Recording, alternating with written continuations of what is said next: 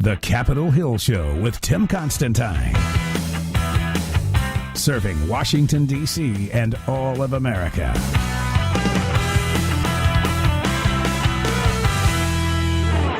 Hi, everybody. It's Tim Constantine with you from the Capitol Hill Show, joined today by Congressman Jeff Duncan from the great state of South Carolina. Congressman, how are you? I'm doing great, Tim. Thanks for having me today. One of the things that you spend a great deal of time on is energy. We see fuel prices down now. We see oil prices down now. There's a number of reasons for that on the world market. But we also see some folks in Washington immediately jumping on it and saying, oh, we should have new taxes now. Good idea? Bad idea? Why? Well, I don't believe in raising taxes. I don't think it's a good idea. I don't believe fuel prices will be as low as they are now long term, even though Saudi Prince said that we'll never see a $100 barrel of oil again. I really think we ought to press the accelerator on energy development. We've been working very hard to try to open up new areas, new federal land for all energy sources, whether it's oil and gas or whether it's access for solar farms and wind farms on federal land that's currently off limits to that development and their access roads and all that. So I really think you have to look at energy not in a snapshot, but in a long-term approach and figure out how we're going to meet our energy needs, not today, but 10 years, 15 years, 20 years down the road.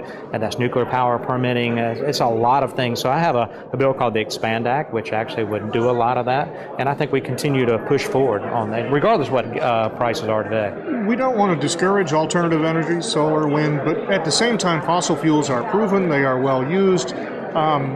What do we say to the folks who are vilifying fossil fuels, oil and natural gas? Well, it's work. It's proven technology and proven resources, and it works to fuel our economy, whether it's the natural gas that fires power plants, whether it's coal that fires power plants, whether it's nuclear energy, or whether it's transportation fuels.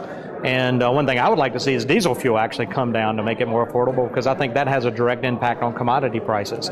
And so I don't think we ought to vilify any energy sources. In fact, I think wind and solar are groovy. You won't hear me say we shouldn't do that, but I think there's a way to do that, allowing the private markets to invest in the technology and come up with new technology versus trying to push an agenda with government tax dollars, because those tax dollars ultimately come from South Carolina. Much of that agenda against fossil fuels is pro-environment. You also serve on fisheries and wildlife. Right. Does it have to be an either-or? I don't think so. Look, everyone wants clean air, everyone wants clean water. But I think there's a sustainable way to do that. I'm not one that buys into the whole man-made global warming. I think climate change is really something that happens from a lot of factors, and that big ball of light in the sky has the most attributable factors in that whether you have a dormant sun or whether you have a very active sun really determines some of our climate here. How important is Keystone?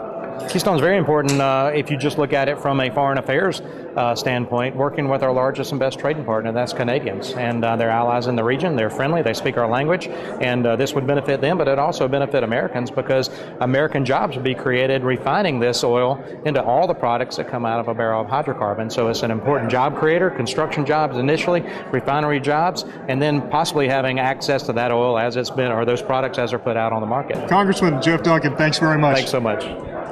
You're listening to the Capitol Hill Show with the voice of reason, Tim Constantine.